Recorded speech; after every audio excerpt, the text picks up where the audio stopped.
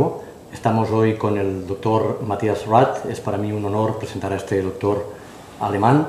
Era director del Instituto Paul Linus Pauling y ha hecho dos libros importantes. El primero es Victoria sobre el cáncer, que habla de medicina celular, y el segundo, y para mí fundamental y súper interesante, es el de las raíces nazis de la Unión de Bruselas, donde ahonda sobre temas económicos y políticos, sobre todo de las farmacéuticas. Bienvenido, Matthias. How are you? Bien. Okay. I've been listening to you, and you are exceptional. I'm very honored to have you here in this interview. I know that you've been director of Linus Pauling Institute. This was a long time ago, long time probably. Ago. Mm-hmm. What is the importance of vitamins for human beings? Vitamins mean life. Okay. Every cell is only working if the energy is being created within what is called the biological power plants of the cells, or mitochondria. And the fuel, the main fuel these cells use to function properly, are vitamins and other micronutrients. So the sentence "vitamins mean life" is a good summary of what the significance is. Okay.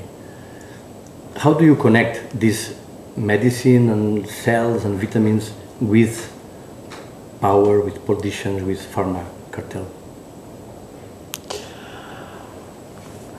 I didn't do that in the beginning. I was a scientist who was interested in solving problems of human health, starting with cardiovascular disease, and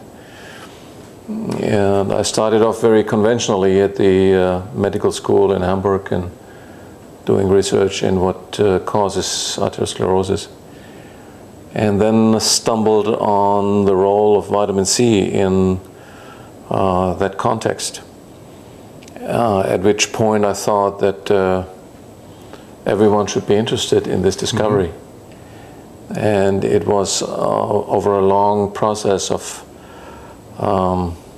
learning for me that I realized the interest groups in the field of health, and that vitamins or any substances that are not patentable are not only unwanted, they are being actively fought.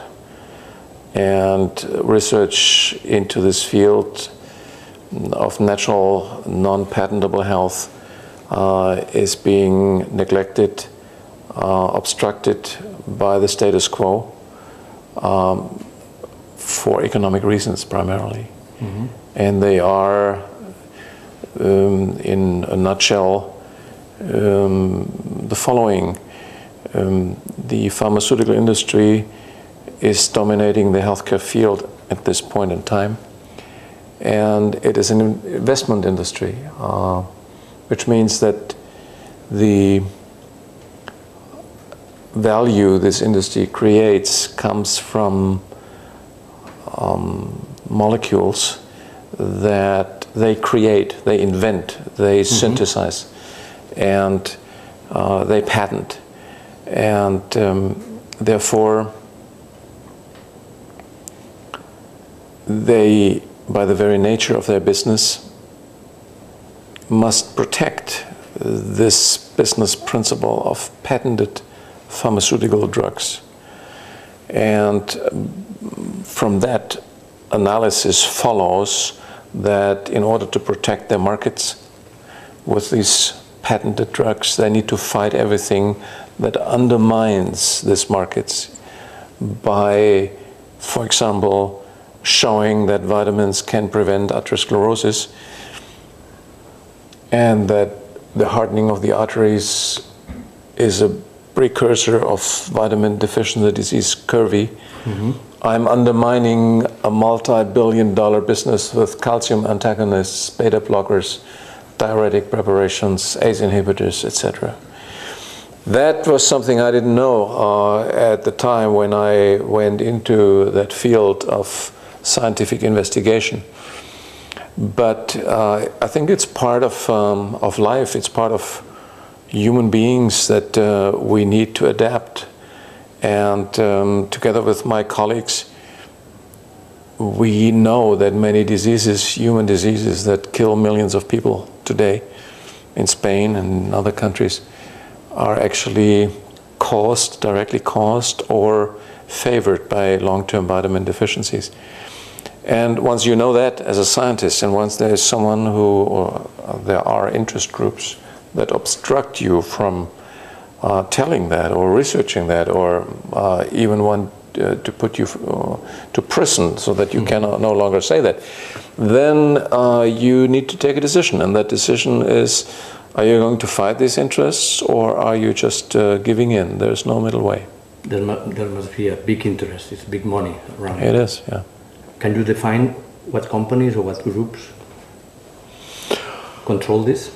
Well, I think the largest export nation of pharmaceutical drugs currently is the US, followed by Great Britain, and then I believe still Germany and Japan, France are some of the following nations. And that global market share defines generally the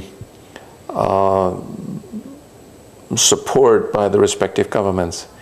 Historically speaking, Germany has been the lead export nation of pharmaceutical drugs during the previous century, but that has shifted slightly. The companies, well, the companies are the same, yes, but it doesn't bring us further in our battle if we start attacking individual companies. It is the principle we need to understand, the principle of the pharmaceutical business with disease. A few years ago, I formulated what I call the laws of the pharmaceutical industry. And the first law was to say a pharmaceutical industry is not a health business, it is an investment business, which is an important realization, because people think, oh, pharmaceutical industry, this is, these are the guys that provide health. No, no, no. They pretend they pretend to provide health. And their true nature of existence is to make money from the patented products.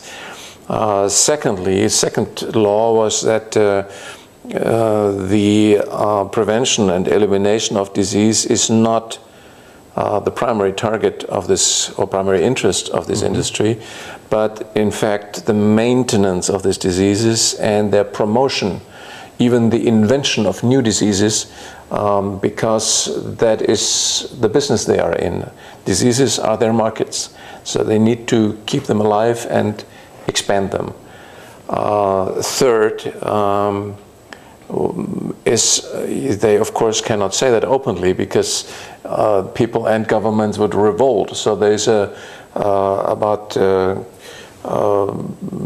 50 to 60% of the money they spend is in what they call marketing, which is of course the deception to cover what they really do.